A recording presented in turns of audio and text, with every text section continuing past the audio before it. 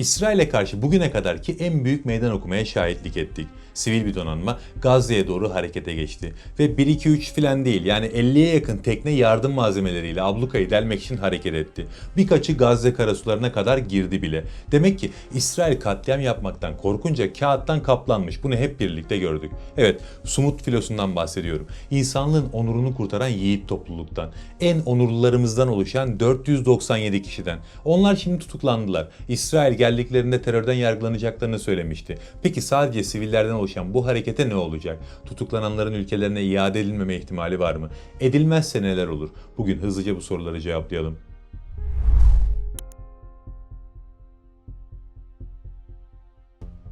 Küresel Sumut filosu Gazze'ye seyrini tamamladı. Başlamadan küresel Sumut filosunu anlamak için Sumut kelimesini ya da kavramın derinlemesine incelemek gerekiyor. Sumut Arapçada sarsılmaz azim ya da kararlılık anlamına geliyor. Filistin davasında ilk defa burada kullanılmadı. Daha önce de 1967'deki 6 gün savaşından sonra Filistin halkı şiddet içermeyen direnişlerinin temel bir ilkesi olarak Sumut kavramını ortaya atmışlardı. Zaten o zamandan beri de o silahsız direniş aynen devam ediyor. Çünkü bu kavram işgal karşısında kendi topraklarında kalmaya devam etmeyi, Filistin kimliğini ve kültürünü diri tutmayı ifade ediyordu. Zaten öyle de davranıyorlar. Yani Sumut ismi boşuna seçilmedi. İsimlerinin hakkını da verdiler. Dün gece sabaha kadar onları takip ettim. Eminim benim gibi gidemeyen çoğunuz da oturup gelen haberleri takip etmiştir. Orada teknelerde 497 kişi vardı. Ama o tekneler milyonları taşıdı. Çünkü tekneler ilerlerken canlı yayınları milyonlar izledi. Haberleri milyonlar takip etti. Gerçekten büyük bir mücadele verdiler. Gece İsrail örgütünün savaş gemileri etraflarını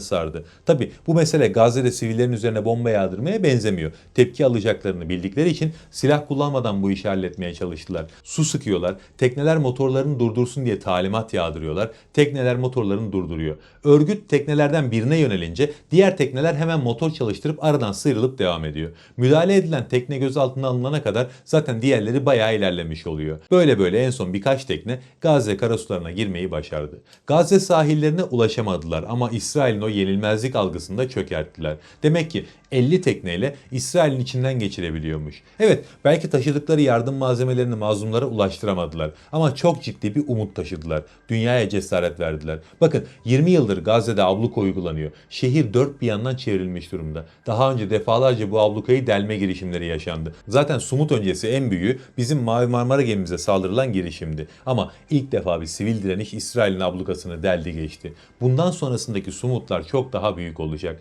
Konvoy belki yardım malzemelerini Gazze'ye ulaştıramadı ama zafer onlara ait. Çünkü bundan sonra hiçbir şey İsrail için eskisi gibi olmayacak. Daha büyük konvoylar gelecek. Gazze konusunda Trump'la kafa kafaya verip oluşturdukları emrivaki planları bile değiştirmek zorunda kalacaklar. Her şeyden önce dünyada kendilerine karşı öyle bir nefret oluşturdular ki artık müttefikimiz dedikleri ülkeler bile onlara sahip çıkamayacak. Şu an ABD'de yapılan anketlerde 30 yaşın altındaki genç nüfusun %65'inin İsrail düşmanı olduğu ortaya çıktı. Bu değişim son 2 yılda yaşandı ve dediğim gibi tüm bu değişimler Sumut filosuyla yan yana geldiğinde bölgede çok şey değişecek diyebiliriz. Peki dünkü hareket nasıl tamamlandı? İsrail içinde 50'den fazla Türk'ün de olduğu aktivistleri tutukladı. Tabi en önemli soru bundan sonra ne olacak sorusu. İsrail konvoyu yola çıktığında ne yapacaklarını çok net ifade etti. Gelenleri teröre yardımdan tutuklayacağız ve yargılayacağız. İsrail hapishanelerinde cezalandıracağız dediler. Peki bu açıklamayla gece yaşananları birleştirirsek İsrail vatandaşlarımızı rehin mi aldı? Yani şu an için en azından ben bu videoyu hazırlarken herhangi bir gelişme duyurulmamıştı. Yani vatandaşlarımız da dahil olmak üzere filodaki katılımcılar tutuklanmış ama haklarında herhangi bir bilgi yoktu. Ne olacak derseniz bunu öngörmek çok zor değil. İsrail kuzu hepsini serbest bırakacak. Birinin bile burnu kanasa başına nelerin gelebileceğini biliyor. Zaten öyle İsrail'le esir tutmak gibi bir ihtimalleri yoktu. Çünkü bu seferki hareket başka hiçbirine benzemiyor. Önceki girişimler genelde ya az sayıda aktivist içeriyordu ya da ağırlıklı olarak Müslüman ülkelerden oluşuyordu. İlk defa insanlığın vicdanı ortak şekilde hareket edip Siyonizme karşı baş kaldırdı. İşte bu yüzden buradaki aktivistleri teslim etmek zorundalar. Mesele de sadece Türkiye değil. Türkiye zaten vatandaşlarını her türlü oradan alır. O işin de nereye kadar gideceğini kimse kestiremez. Zaten İsrail ile Türkiye arasında adı konulmamış bir savaş başlamış durumda. Şu an doğrudan fiili anlamda bir çatışma olmasa da işlerin oraya doğru gittiğini görmek için analist falan olmaya gerek yok. Çok uzun olmayan bir vadede hepimiz bunu yaşayıp tecrübe edeceğiz. Ve eğer İsrail şu an Türk vatandaşlarını esir almaya kalkarsa bu çatışma çatışma çok daha geriye çekilir. Çekilme ihtimali yüksek de diyebiliriz. Ama mesele sadece Türkiye değil. Dedim ya,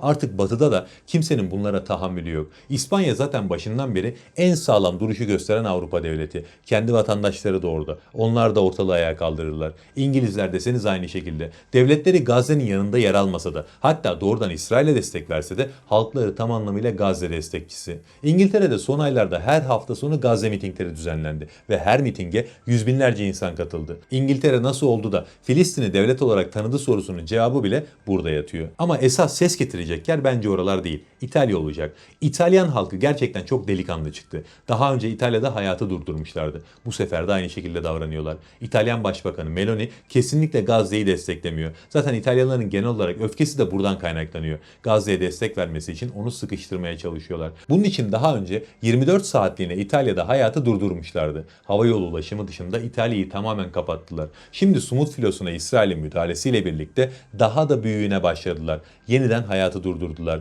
Limanları basıp ticareti bitirdiler. Tren garlarını kapattılar. Otobüs, taksi, hiçbir şey çalışmıyor ülkede. İtalya İsrail'e müdahale etsin diye gece gündüz ülkenin dört bir yanında eylemler yapıyorlar. Bakın, bu eylemler İslam dünyasının herhangi bir yerinde yapılan eylemlerden çok daha değerli. Çünkü zaten zulme uğrayan Müslüman. Bir başka Müslüman halkın bunun için ayaklanması çok doğal. Ama Avrupa'nın kendi içinden bir topluluğun böylesine büyük bir tepki vermesi olağan dışı bir hareket. Ve böyle hareketler yayılmacı olurlar. Avrupa'nın tamamını etkiler. Bu yüzden de diyebilirim ki yavaş yavaş diğer ülkelerde de halkların devletlerine baskı yapmaya başladığını yakın zamanda görürüz. İşte bu hareketler İsrail'in oradaki aktivistleri daha önce açıkladığı gibi esir almasını engelleyecek hareketler. İsrail buna kesinlikle cesaret edemez. Muhtemelen bugün yarın aktivistleri sınır dışı etmeye başlarlar. Ama dediğim gibi zafer bu onurlu sivil direnişçilerin oldu. Çünkü istediği kadar sınır dışı etsin. İsrail'in yenilmezlik algısı, ablukanın delinmezlik algısı yerle bir oldu. Bu saatten sonra yeni filolar arka arkaya yola çıkacaktır. Ya da İsrail Gazze'deki ablukayı hafifletecek.